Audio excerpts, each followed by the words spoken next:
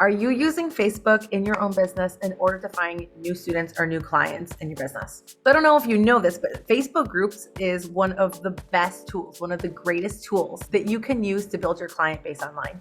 And today I'm going to walk you through what you need to do to grow your Facebook group and get your first 1,000 prospective clients. Welcome to my little space here on YouTube. My name is Jillian. I'm the creator of Independent Teacher Academy. And on this channel, we talk about accelerating your income as an online teacher. If you want to learn how to grow your business as an online teacher, don't be a stranger. Hit that subscribe button and that bell notification and leave a comment below and say hi.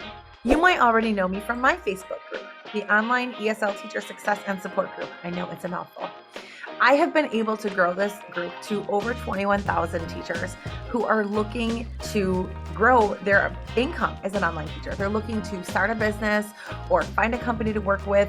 They're looking to start teaching online. They're looking to work from home. These are all people that are like-minded. I've also helped a fellow teacher friend of mine, Katie, grow her extremely niche group to almost 4,000 members in only a couple of months. One of my students in the Independent Teacher Academy was able to apply these tips in her own student group, and she was able to grow her extremely niche group for Latino foreign language students who are living in Canada or moving to Canada. So she was able to use this information to not only grow her business and grow her student base, but grow to the point where she had to hire other teachers. These strategies work.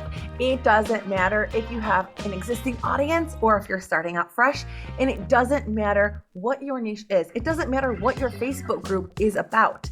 If you apply these strategies, your Facebook group will grow. So today I'm going to show you some of the tricks how you can do this with your very own business so that you can get to your group's first 1,000 members. Step one, create your group. I'm not going to go into the whole how-to of creating a Facebook group, but if you want a step-by-step walkthrough, you can check out my video that walks you through. What I am going to talk about is the what to, is in what it's about, what to say, what to call it, what to name your group.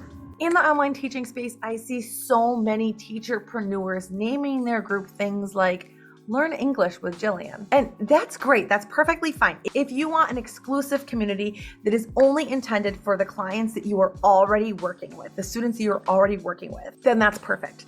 And the strategy will work on other platforms that are invite only, like WeChat.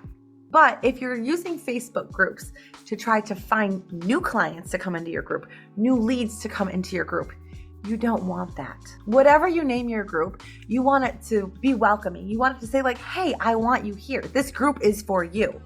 Not, hey, this is only for my current clients. It's not for you. You're not, you don't belong here. And if it says something like, Learn English with Jillian, that's exactly what it's going to do. Someone's going to scroll, see Learn English, see it's a small group, and be like, you know what? That's not for me because I'm not learning English with Jillian. And I will tell you that I've made these mistakes before. My online teaching group itself, the one that has over 21,000 members in it, at one point in time, I had that group named something like Online Teaching Mentorship with Jillian or something along those lines. I can't remember, but I had my name in it. And I will tell you that once I made that one change, the group started to really grow. It started to take off because people weren't coming to me. People weren't joining that group because it either comes off to them as salesy, like, okay, Jill's about to sell to me, or it comes off to them as, I don't belong here. I'm not one of her students. She's not my mentor. So what am I doing here? So I want you to think about your niche. What keywords are they actually going into Facebook, into the search bar and typing in? What are they looking for? Are they looking for IELTS exam prep? Are they looking for business English tips or terminology? Are they homeschooling parents looking to add to their homeschooling program? Are they adults looking to get a job in America or Canada? Or are they parents looking to teach their kids how to do Common Core math?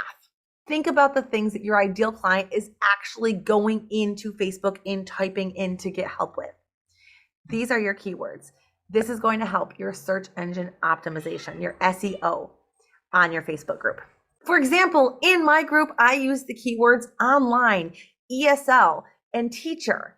People are searching things like online teacher, online teaching, ESL teacher, teacher, online ESL teacher, a whole bunch of combination of those things. So it's going to come up in all of those searches. Think about what your audience is looking for, and you want to make sure that you use that in the keywords. Facebook is also going to use these keywords to recommend you to your ideal audience.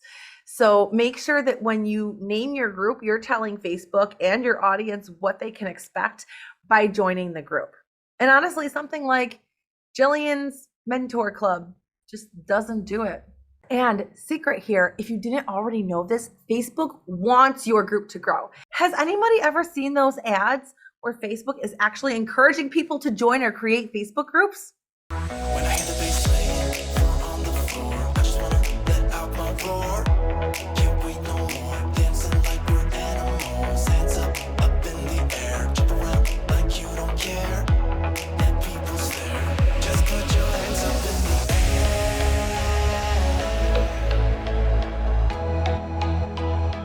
Just put your hands up in the air.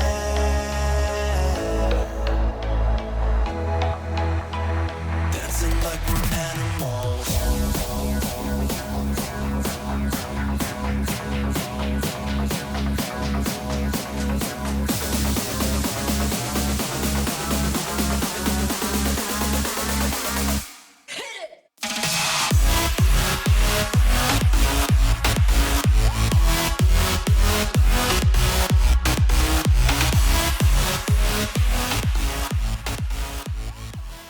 I'm curious, if you are in our Facebook community, the online ESL Teacher Success and Support group, comment below. Where did you find the group? Is it your first time hearing about it right now? Did you see it through a search? Did you have a link? Did someone suggest it to you? Did Facebook suggest it to you? Did a friend add you? Like, do you remember how you got into that group in the first place? Let me know in the comments. I am a little bit curious about that as well. Step 2, forget the funnel. I'm gonna have coaches breathing fire down my neck. I myself have taught social media funnels for so long, and I'm not the one to come up with this idea. I just looked it up. This is a really old concept. It's outdated. It's archaic. Funnel marketing was created in 1898 by a guy named E. St. Elmo Lewis. You guys, 1898? 125 years. So much has changed over the past 125 years. Do we really think that the funnel strategy is it? So many things are different. It's not the same. So if you're not familiar with the whole term or the idea of a social media funnel or a marketing funnel, this is how it works. People see you on your social media platform. So maybe it's YouTube or TikTok or Instagram or Facebook, WeChat, wherever. And you're funneling them. They're going from this big place here. So like, maybe I have 1,000 people that watch this video, and then it funnels down into my email list, and they go from this big place and they all get moved over somewhere else. And a lot of times they will do this by having you opt into something. So you sign up for a free trial, a free workbook, a guide to help you with whatever you're trying to work on, something for free. In exchange, you give your email. And now you have gone through their funnel.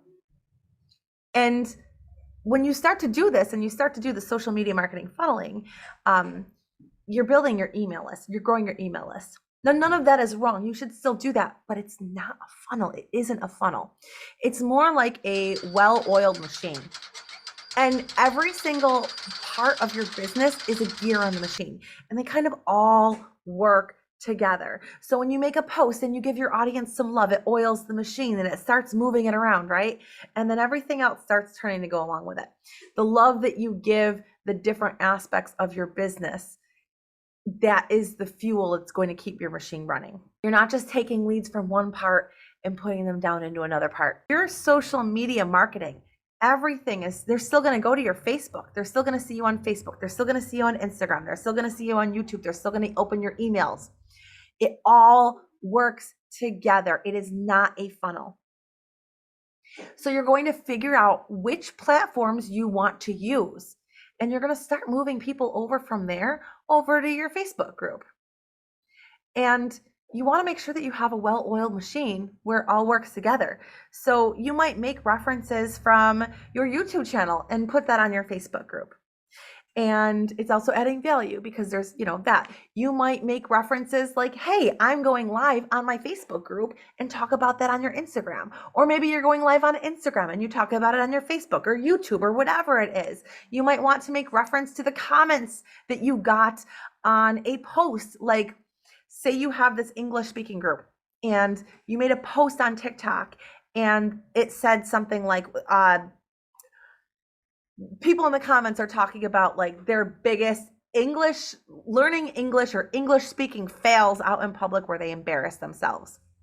You go into your Facebook group and you say, take a screenshot of the comments and you post it in your Facebook group and say, hey, you guys have to see the comments on this. I'm laughing. Now people are going to go over to your TikTok, and it's just continuing.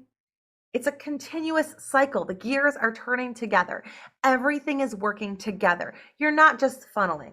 So scratch that from your mind. It's not a funnel. That's archaic. And if you already have current clients, if you're an online teacher and you already have students or parents that you're working with, bring them over to your Facebook group. Say, hey, I'm starting a community for people who want to learn English. I'm going to provide a ton of value. I would love for you to be one of my founding members in my Facebook group, and bring them in, invite them into your Facebook group. Step number 3. I told you this is going to be so weird that I'm saying this, because you came in here to learn how to get your first 1,000 group members, which you can do. But now I'm going to blow your mind. And I'm going to tell you to wipe that from your head. Don't worry about the numbers. And I know that sounds like so weird. Like, but Jillian, you told me that I can grow my group and you told me that it's important. But I want you to think about this. And I know you've seen this in groups before. There are groups that have huge numbers and they just become dumping grounds for garbage. They are giant junkyards of posts, of misinformation, of spammers, of scammers, of bots. Would you rather have 10,000 group members where a large chunk of that is spammers, scammers, bots, and people who just really aren't interested because they went in there for the wrong reason and they're not interested in what you have to offer? Or have a small group of 10 potential clients that are actually interested in what you have to offer in your Facebook group? I don't know about you, but I would much rather have a group of 10 people who are actually leads in my group than have a group with 10,000 bots that aren't even real people. Those are vanity metrics. We don't worry about vanity metrics anymore. We don't care about the numbers. We care about the content. We care about the composition. We care about what's actually happening in the group. And what you want to be happening in the group is creating a community of like-minded people and helping them out. Which brings me to step number 4, tip number 4, provide value. So what I see, and I see this with teachers, I see this with coaches, I see this with pretty much every business owner that's out there. The first time that they create a group, and I've done this myself, I'm guilty of this as well. The first time they start a group, they start this group up and they immediately use it as essentially a billboard for their business. Nobody is coming to your group to see advertisements. We see enough of that. We see it driving down the street. We hear it on the radio. It comes across our screens on our phone a million times a day.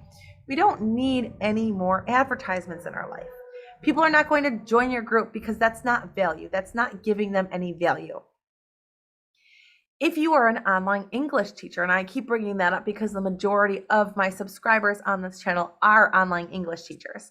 If you are an online English teacher, nobody is coming to your Facebook because they want to give you their money. They're like, ooh, this money's burning a hole in my pocket. Let me join this Facebook group. No, they're coming to your Facebook group because they want to learn English. And to be even more specific, they want to learn English for a specific reason. Why do they want to learn English? So you're going to provide value in there that's helping them with the reason that they came to your group in the first place. I'm not telling you that you can't post promotions in your group. It's your group. You very well can post promotions in there, post sales in there, invite people to join your classes, invite people to buy, whatever it is. You can do that, but the bulk of the content that is in your group, whatever you're putting in there, the bulk of your group should be giving your group members some kind of value. And this is going to help you in so many different ways. You're going to become the trusted figure. They're going to be like, oh, okay, I already know teacher Jillian teaches English because she's always the one that's helping me in my Facebook group. They're also going to say, oh, my friend Jenny over here is also learning English, and I'm going to invite her into this Facebook group because she's going to benefit from the content that Jillian's giving everybody. And then because you're providing value, the engagement in the group is going to go up. Do you have that one group? Does anybody have that one group? And you can let me know in the comments if you know what it is, if there's one group that you go to all the time just to see what people are saying, because you want to see what's going on. If you become that group where people are like, oh, I have to go in there to get my daily English vocabulary word of the day and learn what people are saying about, math skills or homeschooling or whatever it might be. If you become that group that people are going there, Facebook recognizes that. If you become that group that people are commenting on posts and liking posts and creating their own posts, Facebook recognizes that too. The more value that you provide, the more engagement there will be. The more engagement there is, the more that Facebook itself is going to say, okay, people like this group. We want people to be in Facebook groups. This is a good group. And then they're going to start pushing your group out to other people who are similar to the people that you already have in your group. They're similar to the people that have the same interests. So if they're English learners, they're going to be other English learners that are going to be recommended to join this group. In order for Facebook to send it out to other people, they need to know who to send it to. So it's up to you to give them that information. So in order to give them that information, you have to make sure that you name the group right, you start inviting the right people into your group, you get the right value out to your group, and you start treating it like it is a well-oiled machine and not a funnel. If you like this video and it was helpful to you, please give it a big thumbs up. If you are an online teacher or you want to be, please make sure that you are in our Facebook group. This is our online ESL teacher success and support group. It's for all teachers, not just ESL teachers. And we're going to talk about how you can grow your online teaching business. This is a great place where you can learn and grow with other teachers or other people who are aspiring to be teachers. And before you go, I also want to make note that this Saturday, I have a free training that is teaching people who want to be teachers how to become online teachers and work from the comfort of your own home, owning your own business as an online teacher. It sounds like a lot, but I promise you, once you get into it, it's really not as scary as it sounds like. Try not to hold me down, feel alive when I'm in this town. Look at those beautiful stars, I wanna drive a faster car, nothing can break me